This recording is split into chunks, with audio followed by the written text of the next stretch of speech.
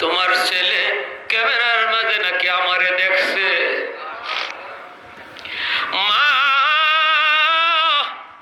চিৎকার দিয়া মাটিতে পইরা কয়, মালিক তবু তুমি আমার সন্তানের উপরে গজব দিও না। আল্লাহ আমার সন্তান রে তুমি বুঝ দান কইরো। মা বিছানায় পড়ে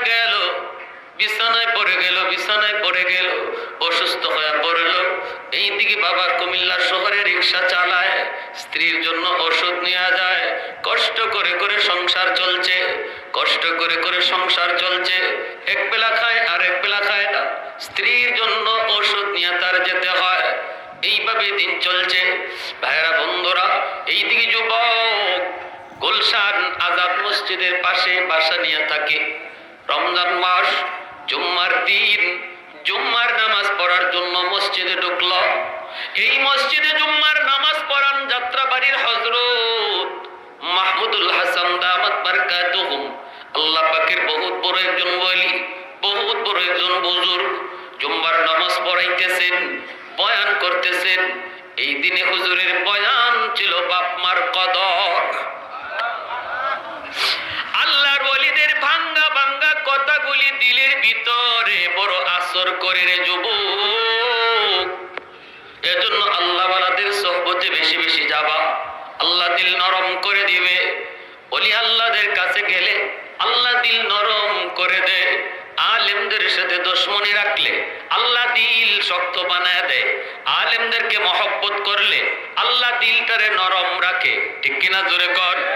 ওই যুবক জুম্মার নামাজ পড়ে, আল্লাহর ওলির কথাগুলি তার দিলের ভিতরে যায় বিঁধলো, তীরের মতো যায় বিঁধছে। এমন ভাবে তিনি বলছেন, মার খেদমতের কথা, বাবার খেদমতের কথা আল্লাহর ওলি তিনি সাফ সাফ জানিয়ে দিছেন।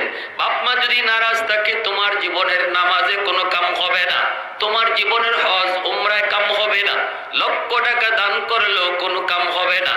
এইভাবে তিনি বয়ান করলেন, চোখের পানি জড়ায় জড়ায় বয়ানটা করলেন। সাথে সাথে যুবকের দিল পরিবর্তন হয়ে গেছে। প্রশংসা করব কার? আরেকটু জোরে কার? দিলের মালিক কে? দিল পরিবর্তন করে কে? ইয়া মুকাল্লিবাল কুলুব। আল্লাহ দিলের মালিক। এজন্য সর্বদা আল্লাহর কাছে আমার দিলটাকে আল্লাহ পাক ইসলামের দিকে রাখার জন্য, আল্লাহ পাকের দিকে নরম রাখার জন্য সর্বদা আল্লাহর কাছে চাইতে হবে। ইয়া মুকাল্লিবাল কুলুব কয়া। প্রশংসা কার করব? আরেকটু জোরে কোন কার?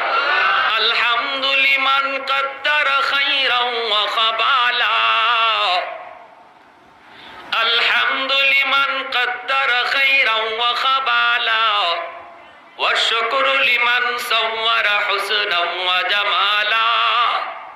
ফারদুন সামাদুন আন সিফাতিন খালকে বারিউন রব্বুন আযালিয়ুন খালাকাল খালকা কামালা।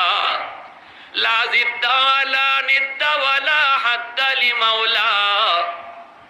লা জিদ্দা ওয়ালা নিদ্দা ওয়ালা হাদ্দা লিমাওলা।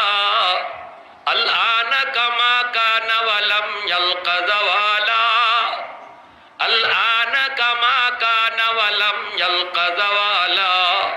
মহব্বতের সাথে সবাই বলি আল্লাহু আকবার। আরেকটু জোরে বলি আল্লাহু আকবার। ভাইরা বন্ধুরা, যুবকের কলিজা নরম হয়ে গেল, সেজদার ভিতরে কাঁদতে শুরু করলো। নামাজ শেষ হওয়া মাত্রই যুবক তখন বলে, আমি আর বাসায় যাব না গো, এখান থেকে বাড়িতে রওনা দিব, মার কাছে যে মাপ চাবো, বাবার কাছে যে মাপ চাবো। জুম্মার নামাজ পড়ে যুবক দৌড় দিয়া বাজারে চলে গেল। মার জন্য শাড়ি কিনল, বাবার জন্য লুঙ্গি কিনল। কিনে আসে ইফতারি লইয়া চোখের পানি মুছতে মুছতে কুমিল্লা শহরের দিকে রওনা দিল। গ্রামের বাড়িতে যাবে। তখনকার সময়ে কুমিল্লা যাইতে 2টা ফেরি পার হওয়া লাগতো। এই ফেরি পার হতে হতে অনেক সময় লেগে গেল।